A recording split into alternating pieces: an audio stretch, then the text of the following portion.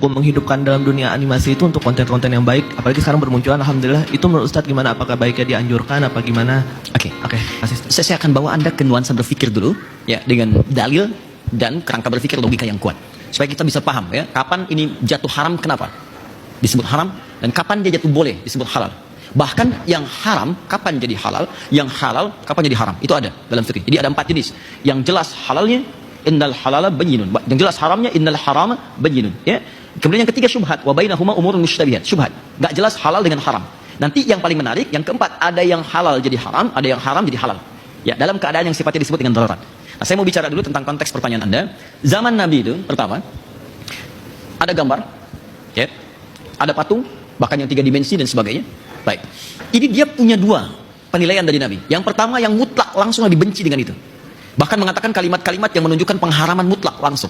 Haram, musyrik, turun ayat An-Nisa 48, ya, sampai disebut lagi di An-Nisa ayat 116 sebelumnya. Ya, innallaha la yaghfiru an yushraka bihi wa yaghfiru ma duna dzalika liman yasha. Allah enggak akan mengampuni dosa syirik. Syiriknya apa? Dia langsung tunjukkan pada patung di surat An-Najm itu. Ya, Lata, Uzza, Manat dan seterusnya. Disebutkan yang disembah pada saat itu. Patung-patung sesembahan, patung-patung kemusyrikan. Ada gambar-gambar yang diagungkan. Jadi kalau ngadap ke gambar itu serasa mendapatkan kekuatan spiritual. Ada. Jadi dulu ada 3 golongan yang dimuliakan oleh jahiliyah. Satu penyair, ya, orang di dunia seni, sampai turun surahnya surah ke-26 Asy-Syu'ara. Itu dikecam oleh Quran karena seringkali menghabiskan waktu pada yang tidak penting dan sering berbuat maksiat. Misal ayat 224 Quran surah ke-26, wasyu'ara'u yattabi'uhumul ghawun. Ayat 225-nya, alam tara annahum fi kulli wadin yahimun.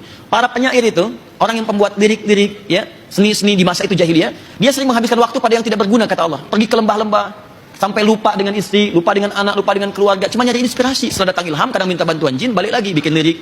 Terus cuma disampaikan aja jadi angan-angan. Maka dikenal Imra'il Qais, Ali Al-Khutai'ah, Nabi Guh Az-Zibyani. Bikinlah karya-karya yang paling hebat, dituliskan kemudian dengan tinta emas, ditempelkan di Ka'bah, disebut mu'allaqat, mu'allaqatus sab'ah. Contoh Imra'il Qais, ibana fi min dzikri habibin wa manzili bi saqtili wa baina dakhuli fa haumali, tempel. Nanti di masa Islam diganti ini dengan kain kiswah, dituliskan dengan Al-Qur'an dengan tinta emas sampai sekarang. Yang paling menarik, ketika mereka berperilaku ini, Quran tidak langsung mengecam sampai di situ. Ayatnya belum selesai. Sampai ayat 227-nya langsung muncul kalimat illal ladzina amanu wa amilus shalihat. Kecuali penyair-penyair beriman yang dia membuat lirik-lirik menjadi amal saleh.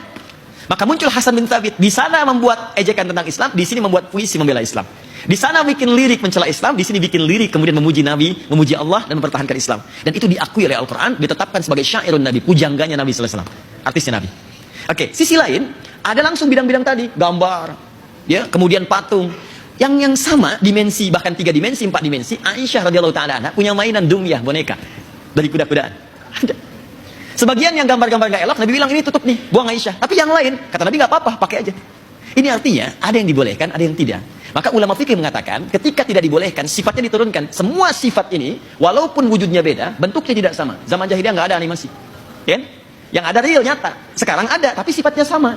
Sifatnya kemusyrikan, film kartun, tapi dikenalkan dengan unsur agama lain, dibawa jadi pahlawan, tapi isinya ajakan untuk menyembah kepada, maaf ya, kepercayaan lain dan sebagainya. Itu nggak boleh, haram hukumnya. Tapi sisi lain, kalau yang Anda kerjakan pada nilai kemuliaan, dan itu jadi wasilah yang sangat efektif untuk menerangkan nilai keislaman, maka hukumnya naik, jadi boleh, mubah, bahkan sunnah. Ketika itu bisa digunakan dan tidak ada yang lain. Bikin pejuang Islam, bikin cerita tentang Zaid bin Thabit, bikin cerita tentang Usamah bin Zaid, bikin cerita tentang Khalid bin Walid, bikin animasi. Ya, ada Upin Ipin sekarang, ada Nusarara, ada macam-macam. Silahkan kembang. Saya termasuk yang condong kepada pendapat ini, dia boleh digunakan dan dalilnya sangat kuat di situ. Sah hukumnya. Jelas ya? Ya, kalau ada orang yang berpendapat berbeda, jangan dicela, dihormati aja. Gak apa-apa, Anda dengan pendapat Anda, saya hormati. Tapi kan Anda tidak perlu mencela saya.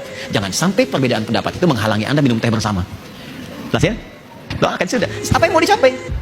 Apa puas dengan hanya ngajak orang maksa ikut saya? Terus apa yang mau dicapai? Anda ngajak tapi saya nggak suka. Kata Buya Hamka, itu munafik yang paling dalam. Diajak ke sebuah tempat agama tapi mengingkarinya. Ya, ikutan ke tempat agama lain tapi kita ingkari, itu kata Buya Hamka, hipokrit yang paling dalam. Sama dengan Anda maksa orang tapi dia nggak suka dengan Anda, untuk apa? Kita hargai kan? Saya ada pendapat, yang penting dalil di sini. Yang kunut ada dalilnya, yang tidak kunut ada dalilnya. Yang salah yang tidak sholat subuh. Oke?